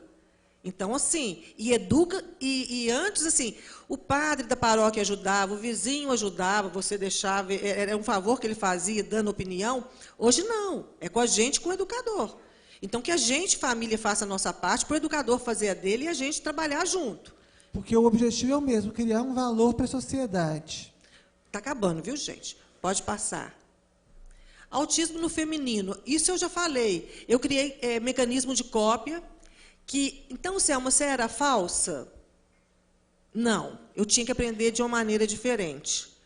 E aí a única coisa que eu descobri é que o meu mecanismo de cópia, eu não precisava fazer tanto esforço, eu podia ser mais natural, que as pessoas também me entenderiam. Como hoje eu falei assim, não, agora é um momento a gente precisa retornar ao hotel para dar uma descansada. E todo mundo compreendeu. Antes eu ia e achava que tinha que participar de tudo. Os meus interesses intensos eram mais comuns à vida da garota. Por exemplo, o menino vai gostar de dinossauro, vai gostar de trem, vai gostar de bimotor. Tem uns que gostam São coisas muito diferentes das pessoas da idade. Por exemplo, eu calculei a renda per capita. Olha que eu detesto matemática, viu, gente? Mas eu calculei a renda per capita de todos os países do mundo, quando eu era criança. Eu não. E aí, gente, era impressionante. Não era com máquina, não. Ele fazia o pai dele, chamava o pai dele assim, era população e PIB. Naquela época tinha enciclopédia, eu sou um pouco velho também. Para dar relação, para dar a renda per capita. E o Victor me pediu uma enciclopédia, mas já não existia tão facilmente comprar Barça ou Mirador, não. Tanto que aí ele falou assim, não, mamãe, eu vi na televisão, tem enciclopédia do milhão do Silvio Santos. E que ajudou a danada da enciclopédia. Caro na época, mas ajudou. E o meu foco na adolescência, para eu dar conta, inclusive que quando eu estava entrando com 17, 18 anos para o mercado de trabalho, eu tinha, na leitura, na hora do almoço, eu me refugiava para dar uma drenada no meu cérebro. Agatha Christie, eu li toda a coleção. A Agatha Christie escreveu 80 livros, gente, ela leu todos. E sim, outra coisa que assim, a pessoa vai falar assim, nossa... Na minha época, tinha uma leitura que era Sabrina, Júlia, Muito romântico. O pessoal achava... Você tinha que esconder que você lia, né? E eu achava um absurdo, sabe por quê? Quem já leu sabe.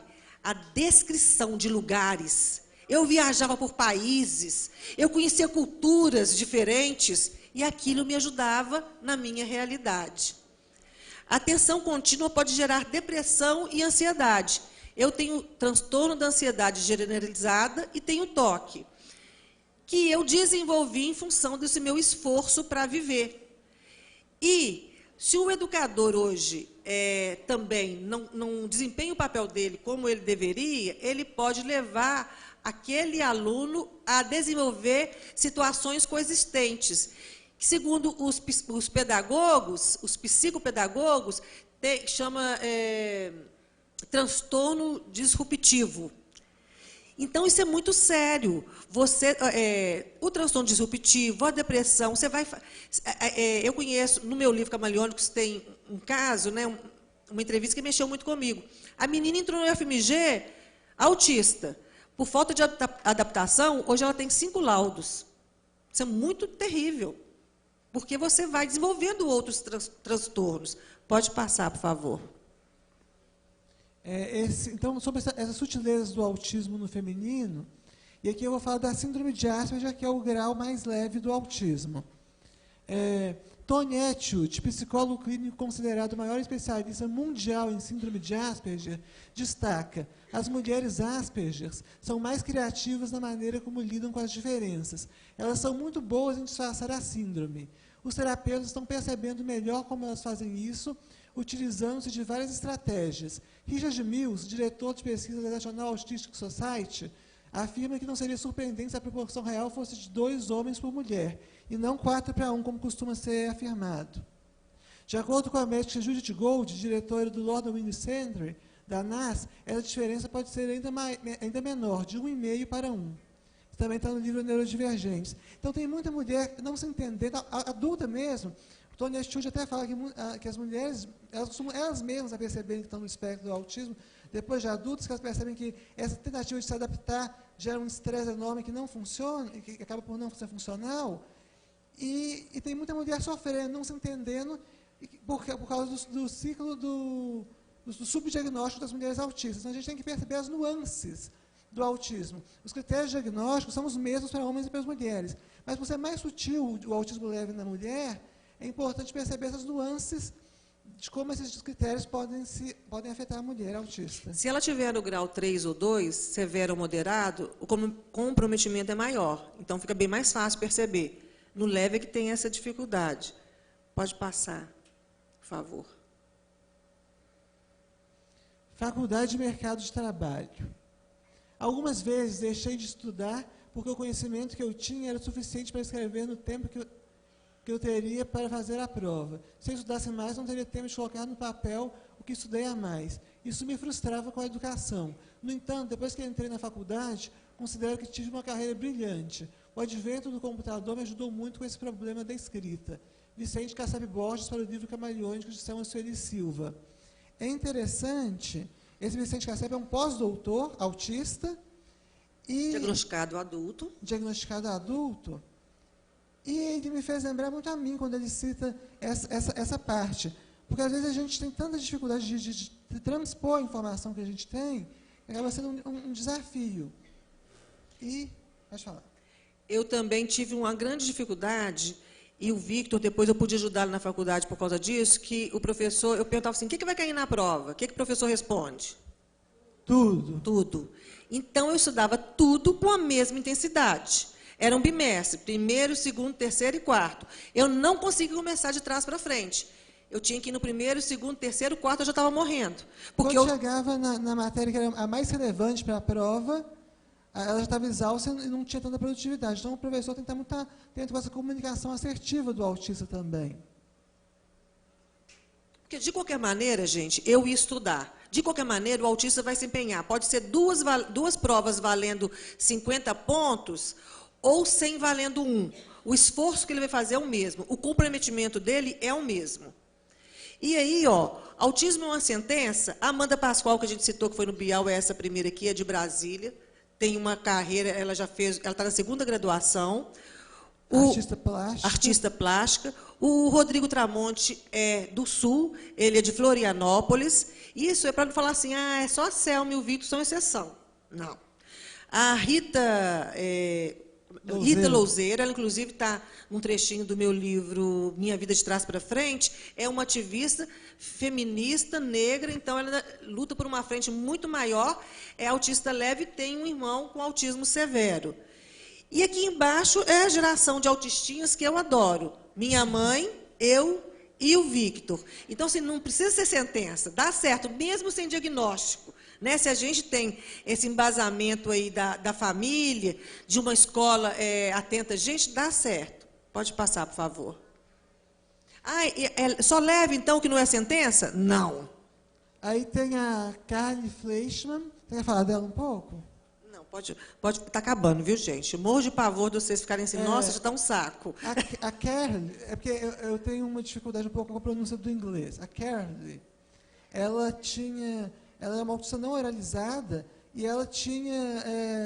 e até então entendia-se que ela não percebia nada do que estava acontecendo. Aos 9 anos, ela escreveu no tablet, e aí os pais perceberam que todo aquele investimento que eles fizeram nela com o tratamento deu certo e que ela comunicou que estava sentindo dor. Hoje ela é uma youtuber muito famosa, já entrevistou até o Shane Tatum, que é um ator famoso, fez filmes como Para Sempre, enfim, que é um ator super famoso, e ela é uma youtuber de muito sucesso hoje. Já a Amy Squincia é um caso diferente. Ela é uma escritora e poeta autista, também autista severa, grau 3, não oralizada, com paralisia cerebral e epilepsia.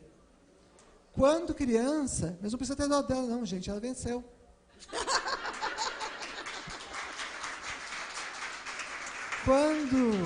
Quando criança, ela tinha os profissionais que aplicavam uma determinada terapia nela, falaram que ela jamais iria aprender por causa de um profundo retardo que ela tinha. E aí, ela cresceu, não só foi descoberta que ela não tinha, por meio da comunicação alternativa, por isso que é importante a tecnologia assistiva, ela mostrou que não só não tinha esse profundo retardo, como ela também estava percebendo tudo o que estava acontecendo. E hoje ela é uma ativista pelo direito das pessoas com autismo, pela neurodiversidade e pelas pessoas com deficiência. Pode passar, por favor. E aí, gente, normalmente a gente se detém nessas obras, mas eu vou falar bem rapidamente, porque um dia eu e o Victor nos sentimos a única família autista do mundo. A gente se sentiu muito sozinho. E a gente fez esse combinado de que nenhuma família ia se sentir tão sozinha como a gente se sentiu um dia. Então, a gente começou a compartilhar vivências, a devolver para a sociedade... Posso fazer um parênteses? Gente, dificuldade de comunicação social é difícil, né? Mas tudo bem. Pode, então está valendo. Eu ia falar um negócio sobre a Squincy, que eu tinha esquecido, é que ela ainda é autista, ela ainda não é realizada, ela precisa de cuidados para questões básicas do dia a dia, mas, no entanto, com esse cérebro dela, com esse potencial dela, ela consegue transformar positivamente a vida não só dela, mas de muita gente. Então, não é porque a pessoa precisa de cuidados nas necessidades básicas, que ela tem uma deficiência mais grave, que não significa que ela não possa contribuir para a sociedade. Então, vocês percebam que essa nossa caminhada, doída muitas vezes, vitoriosa demais, outras tantas, ela se transforma... Muito bem-humorado, o bom humor salvou a nossa vida. Quando o bicho estava pegando, ou ele soltava alguma coisa, ou eu soltava outra, para a gente, né, lembrar que a vida pode ser leve, e a gente transformou.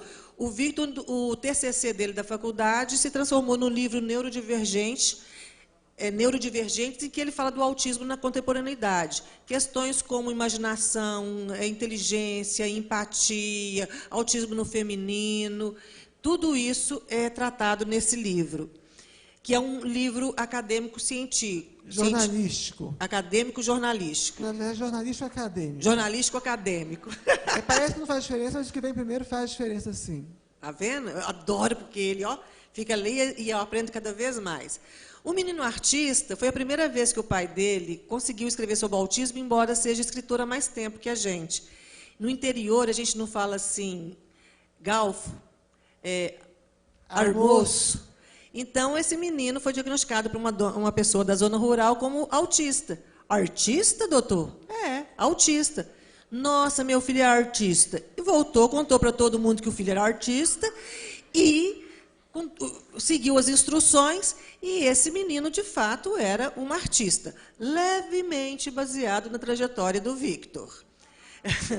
Esse Entre Fadas e Bruxas, eu vou falar por último, porque é um livro que ele lançou sábado agora. Camaleônicos, eu já falei, que foi esse que eu fiz a reportagem com os autistas adultos. Outro Olhar foi o primeiro livro que o Victor publicou, que eu vou confessar para vocês. Ele estava me enchendo muita paciência, estava no final do ensino médio, ele estava com 18 anos, eu estava doida para me livrar dele. Ele falou assim, Victor, você escreve bem, vai escrever. E aí achei que ele ficasse, nossa, me livrei dele por um tempão. Um mês e pouco, ele voltou com um tanto de textos que, como jornalista, eram crônicas, ensaios. Como jornalista, eu falei assim, nossa, mas isso é bom. Com toda a percepção dele de vários assuntos, como que ele, autista, via e vê o mundo. Então, é outro olhar, reflexões de um autista.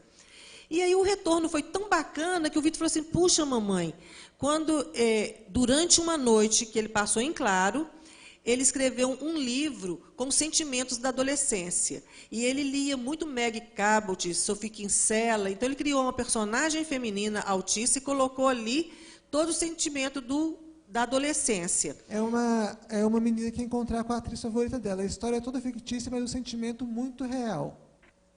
E aí ele jogou fora. Mais uma vez, eu li e falei assim, mas isso é bom, não vou deixar. E escondi Ainda bem dele. que tem as mães, né, gente? E escondi, mas eu não pude deixar ele nem desconfiar disso, porque quebrar a confiança com o autista é grave.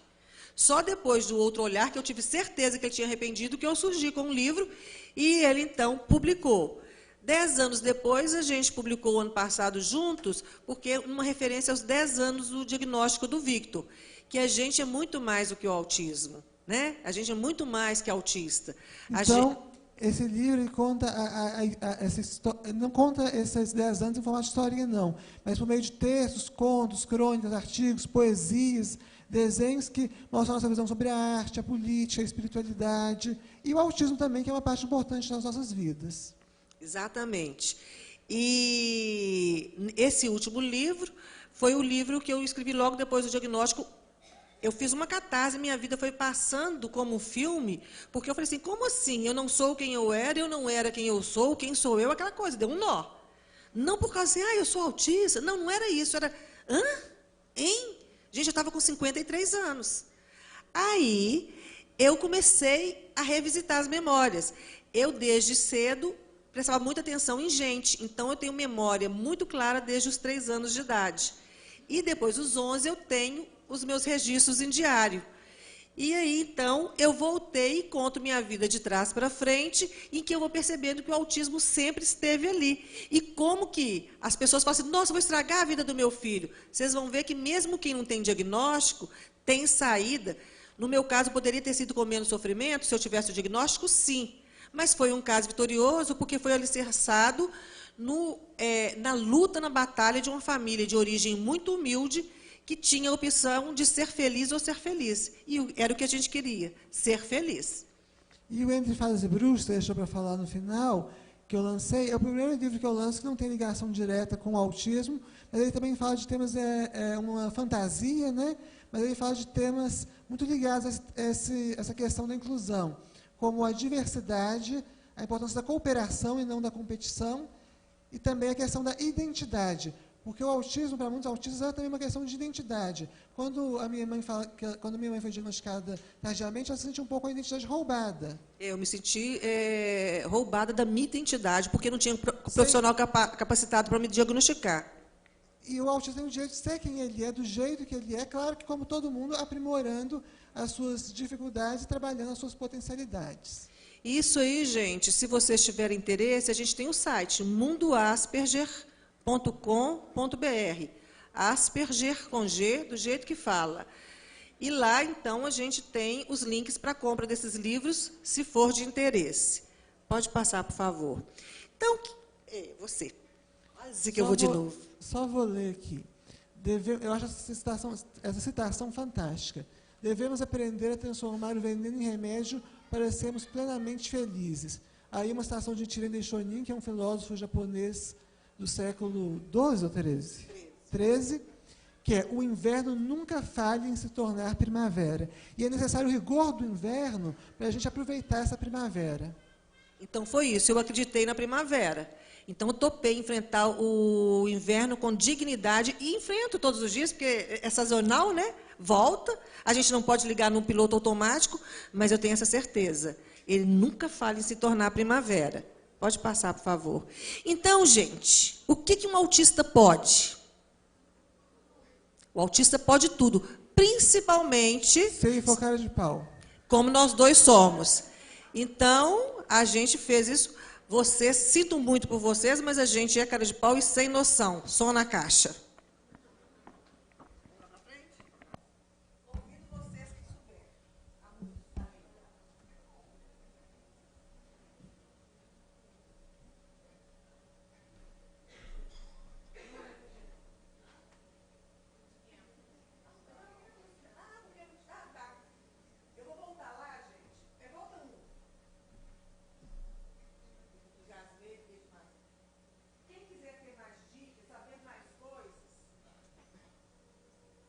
Receber uma dica por semana, que eu sei que é um universo, um mundo fascinante, muito grande, pode agora anotar aí o zap, o meu zap, 31 9 31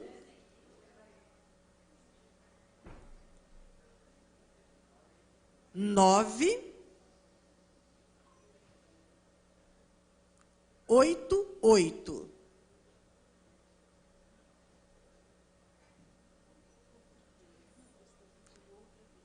31 9 88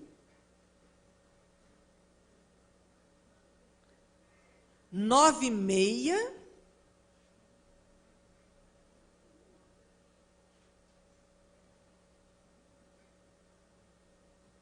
64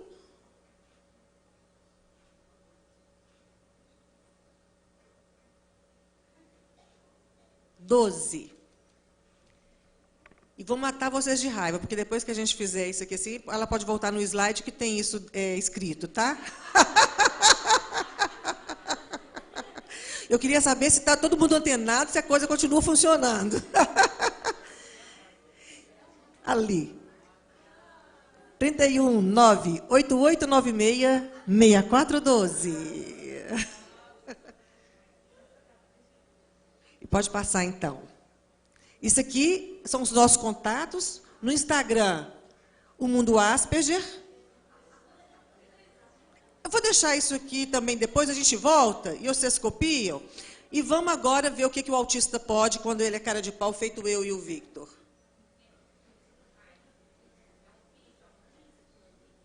É um vídeo, aquele que está todo pretinho. Embaixo tem a setinha, o play.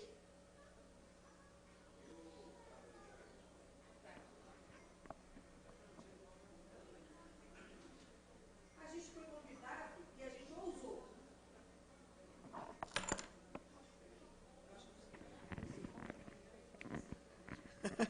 Tá vendo, gente? Tem que usar o microfone. A gente foi convidado e a gente ousou, sem nenhuma noção do que a gente ia fazer, mas a gente fez a si mesmo. E a gente bem que adora um desafio, sabe?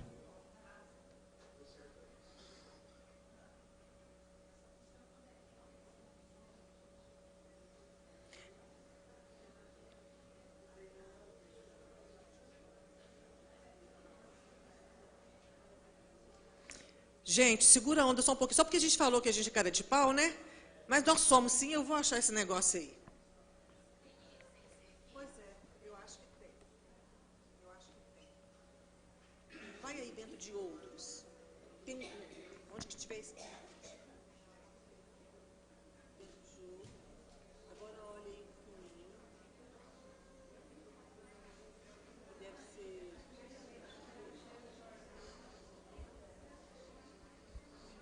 A gente é autista cara de pau até na hora de mostrar o vídeo, né?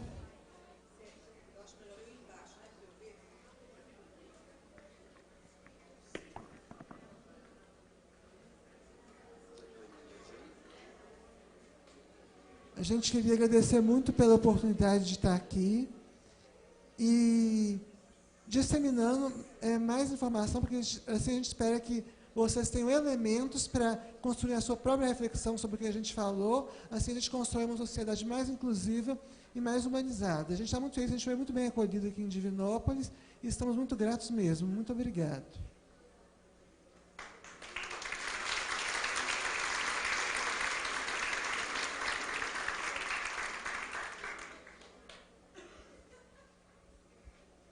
E eu não sou bom de enrolar, não, viu, mamãe? Eu sou só jornalista. Minha mãe é jornalista em relações públicas, né? Então ela é boa de enrolar.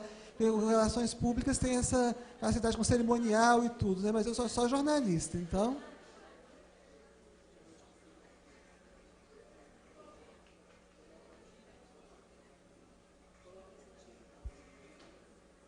Gente, vou explicar para vocês. Parece que não está ali, mas não tem problema, não. Porque a gente vai colocar, então, o teaser, só rapidão, e aí a gente vai encerrar de outra maneira, mas eu me recuso a não encerrar do jeito que a gente queria encerrar, tá? Então, a gente vai... o teaser é menorzinho, mas depois a gente vai fazer outra coisa. Selma e Victor. Enquanto a Thaís organiza para a gente ali a apresentação, gostaríamos de convidar a vereadora Janete Aparecida, que entregará a vocês uma singela homenagem desta casa.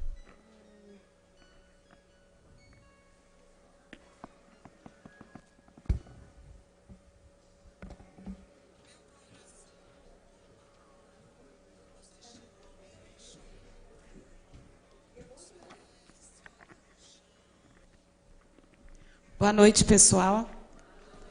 Eu só queria que ficasse de pé aqui a comissão que está organizando essa semana. É rapidinho aqui.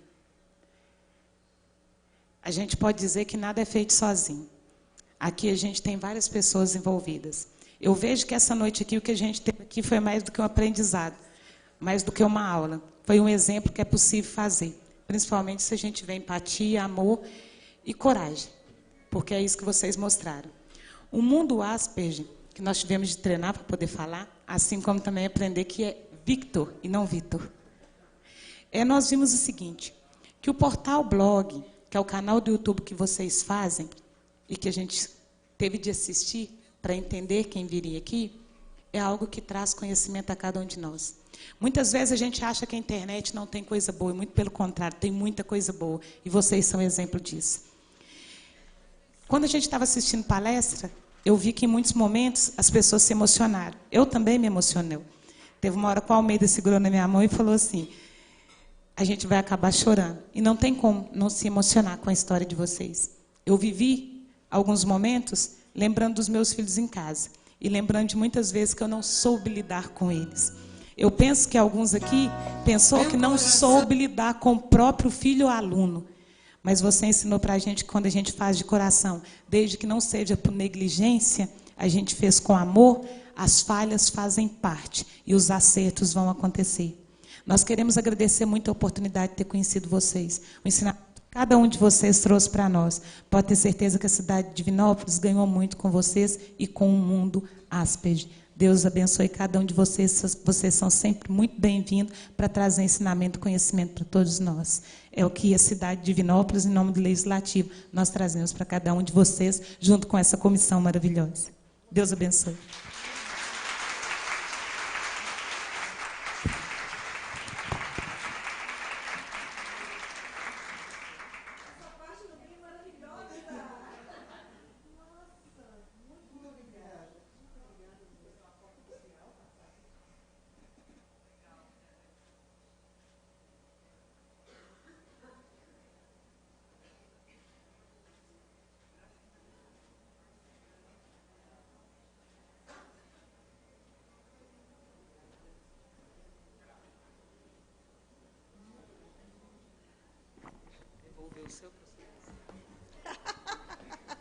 Então tá aí, gente. Muito obrigada, viu? Obrigada, cidade, obrigada, vereadora. É muita emoção e muito gostoso. Essa parte é muito boa. Pode, por favor. Ai, que vergonha.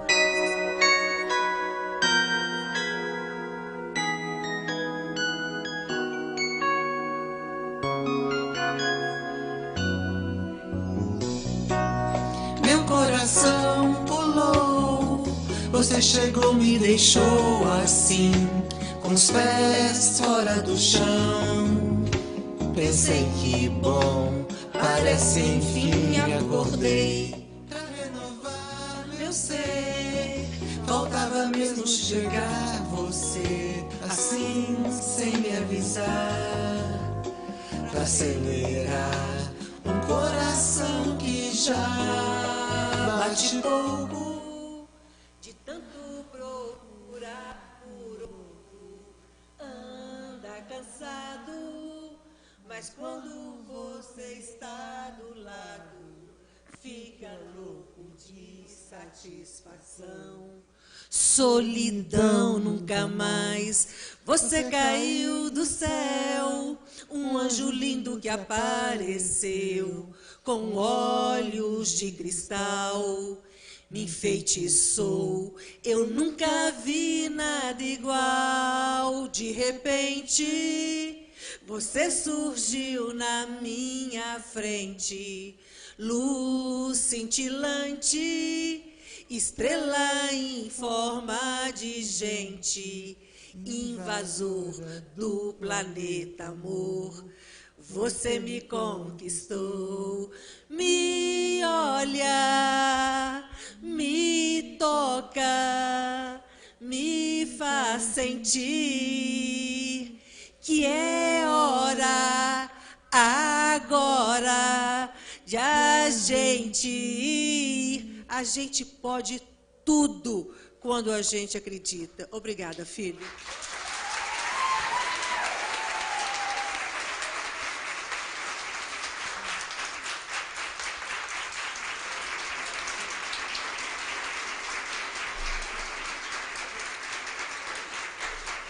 Obrigada pelo carinho. Muito obrigada. Eu acho... A minha dúvida é se a vereadora está chorando, porque a gente canta mal demais. Nossa, gracinha, muito obrigada. E a gente é cara de